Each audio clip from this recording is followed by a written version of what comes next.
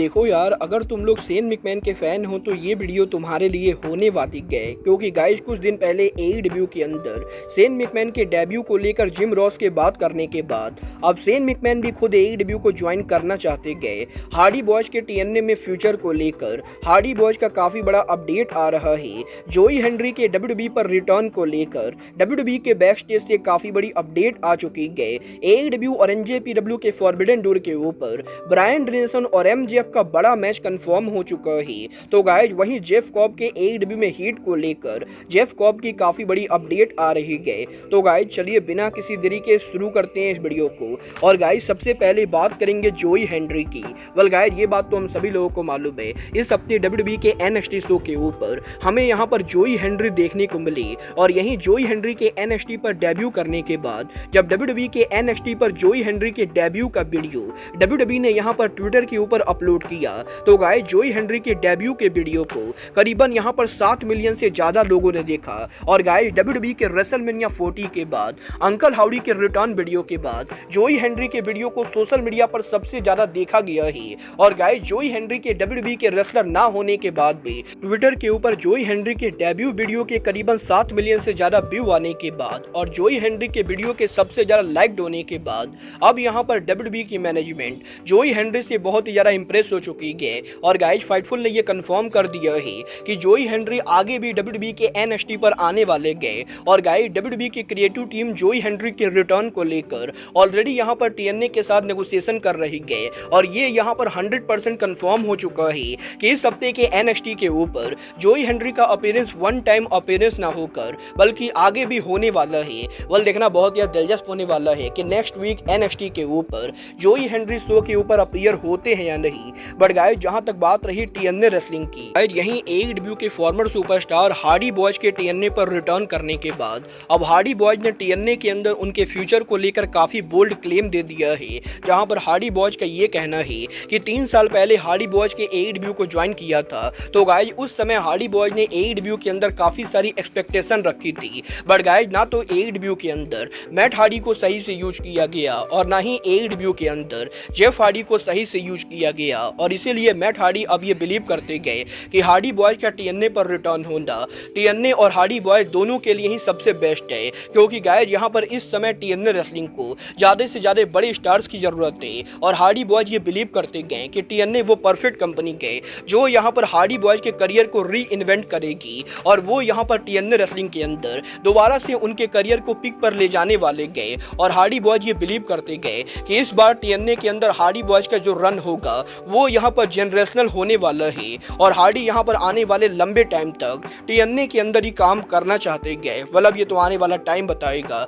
कि mat and Jeff के TNA पर रिटर्न होने के बाद ये दोनों टीएनए के अंदर कितना लंबा टिकते गए और टीएनए में इनका फ्यूचर कैसा होता है। बट गाइस चलिए फिलहाल आगे बढ़ते और बात करते हैं एनजेपीडब्ल्यू सुपरस्टार जेफ कॉब की। गाइस बात करें अगर यहाँ पर जेफ कॉब की, तो गाइस ये बात तो मैं आपको ऑलरेडी बता चुका हूँ। कुछ दिन पहले जेफ कॉब ने सोशल मीडिया के ऊपर फॉरबिडन डोर पर उनके एनजेपीडब्ल्यू के टीवी टाइटल के डिफेंस को लेकर ट्वीट किया था, जहां पर जेफ कॉब का ये कहना था कि वो यहां पर एईडब्ल्यू के किसी भी रेसलर के खिलाफ उनके टाइटल को फॉरबिडन डोर पर डिफेंड करने के लिए ओपन थे। और गाइस यहीं जेफ हार्डी के चैलेंज के 2 हफ्तों बाद भी अभी तक क्योंकि एईडब्ल्यू के अंदर जेफ कॉब के टाइटल को लेकर कोई भी प्लान नहीं बना है, तो गाइस यहीं इस हफ्ते अब जेफ कॉब ने उनके इंटरव्यू के अंदर एईडब्ल्यू के ऊपर उनका गुस्सा दिखाया है। जहां पर जेफ कॉब का ये कहना है कि एईडब्ल्यू कंपनी के रेसलर्स यहां पर जेफ कॉब से काफी डरते गए और टोनी खान की कंपनी में किसी के अंदर भी इतना दम नहीं गए कि वो जेफ कॉब को चैलेंज कर सके। और अब क्योंकि फॉरबिडन डोर को मुश्किल से 10 दिन बचे गए,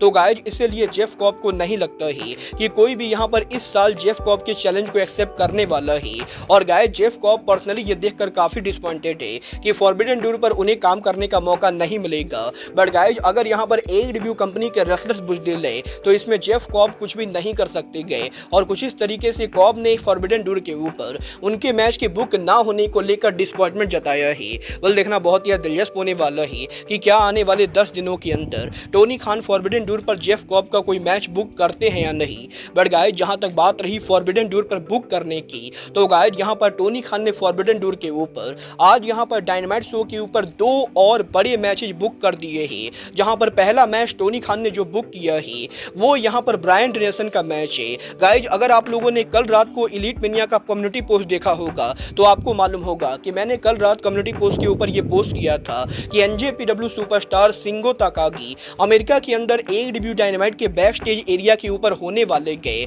और आज यहां पर AEW डायनामाइट के ऑफ एयर जाने के बाद शिंगो ताकागी को AEW के रैंपेज शो पर बुक किया गया है और इस हफ्ते AEW के रैंपेज शो के ऊपर आपको यहां पर शिंगो ताकागी एक्शन में देखने को मिलेंगे, जहां पर शिंगो ताकागी रैंपेज पर उनके मैच को जीतने के बाद अमेरिकन ड्रैगन ब्रायन डेनियल्सन को कन्फ्रंट करने वाले गए और गाइस टोनी खान ने फॉरबिडन डोर के ऊपर शिंगो ताकागी और ब्रायन डेनियल्सन के बीच में ओवन कप टूर्नामेंट का मैच ऐड कर दिया है और गाइस फाइनली इस साल फॉरबिडन डोर के ऊपर हमें यहां पर ड्रैगन वर्सेस ड्रैगन फाइट देखने को मिलेगा जो यहां पर ओवन कप टूर्नामेंट के लिए होने वाला है। बट इसके अलावा फॉरबिडन डोर के ऊपर टोनी खान ने आज यहां पर डायनामाइट पर एक और बड़ा मैच अनाउंस किया। जो मैच यहां पर AEW के former world champion Maxwell Jacob Friedman यानी MJF का मैच है। गाइस यहां पर AEW ने कंफर्म कर दिया है कि AEW के इस साल फॉरबिडन डोर के ऊपर MJF यहां पर AEW के शो के ऊपर उनके होम टाउन पर CML सुपरस्टार हैंसी सेरो को फेस करेंगे और गाइस इस साल फॉरबिडन डोर के ऊपर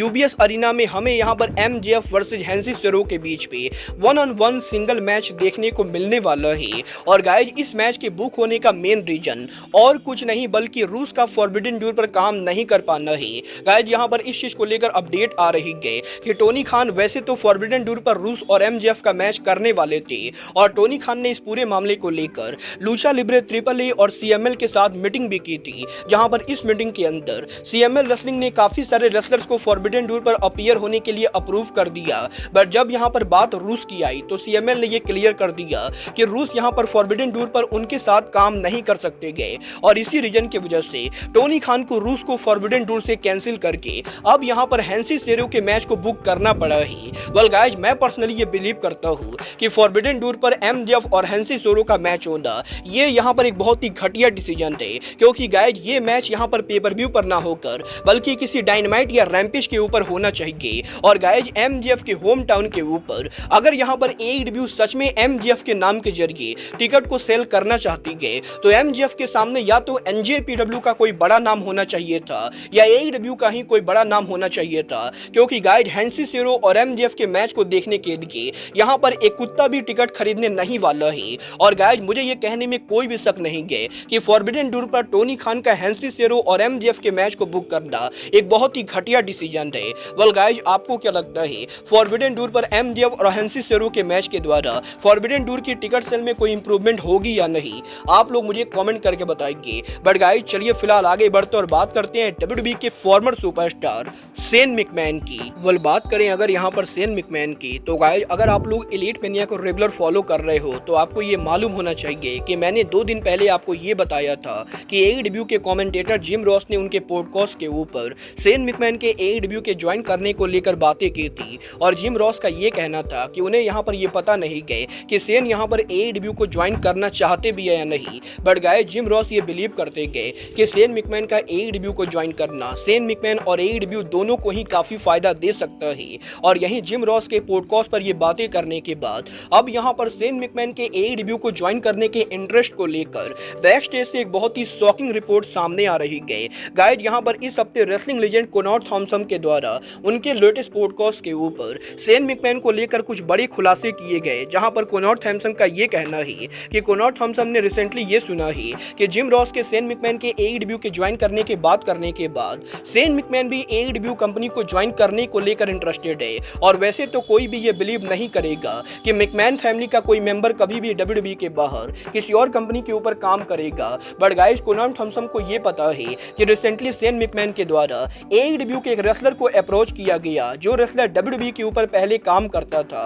और शेन मैकमैन ने बेसिकली उस रेसलर को पूछा है कि क्या वो यहाँ पर AEW कंपनी को ज्वाइन कर सकते गए। और गाइस AEW के कुछ रेसलर जो शेन मैकमैन को पहले से जानते गए, शेन मैकमैन ने उनको यहाँ पर रीच आउट करके ये पता करने की कोशिश की है कि AEW कंपनी कैसे काम करती गए और वो यहाँ पर AEW के कुछ रेसलर से यहाँ पर AEW के ज्वाइन करने के आइडिया को डिस्कस कर चुके गए। वेल गाइस मेरे लिए पर्सनली ये न्यूज काफी शॉकिंग है, क्योंकि गाइस मुझे तो बिलीव नहीं होता ही कि मैकमैन फैमिली का कोई मेंबर कभी WWE के बाहर कहीं काम करेगा। बट गाइस अगर यहाँ पर ये रिपोर्ट सही होती है तो गाइस मैं पर्सनली ये बिलीव करता हूँ कि टोनी खान को डेफिनेटली सेन को हायर करना चाहिए और सेन मैकमैन का AEW के ऑन स्क्रीन पर मैनेजर बनना AEW कंपनी के लिए वो बड़ा बूस्ट हो सकता है जो AEW कंपनी यहाँ पर मर्सिडीज मोन ओकाडा या विल ऑस्प्रे के जरिए खोज रही है। वेल, आपको क्या लगता है, टोनी खान को सेन ओमैक को साइन करना चाहिए या नहीं? आप लोग मुझे कमेंट करके बताइए। बट गाइज, अब आज के इस वीडियो में बस इतना ही। मैं मिलता हूँ आपसे अपने अगले वीडियो में। बट गाइज, तब तक के लिए